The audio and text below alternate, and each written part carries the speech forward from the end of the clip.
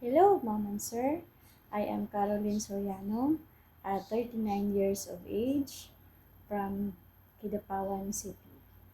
I am a nursing graduate under board, and I am a mother of four, ages 14, 9, 7, and 6. I love to work in Hong Kong because it has relevant working opportunities, uh, high salaries, and um, low rate of tax, and efficient immigration procedures, and low risk of terrorism.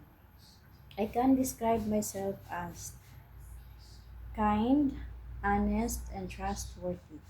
I am a hardworking girl, and I am very much willing to learn new things in your country. I have 3 years working experience here in the Philippines as nanny or babysitter of a baby boy since newborn up to now. He is a 3-year-old baby, and my duties and responsibilities is taking care of a baby and giving food and changing uh, diaper, and um, taking care of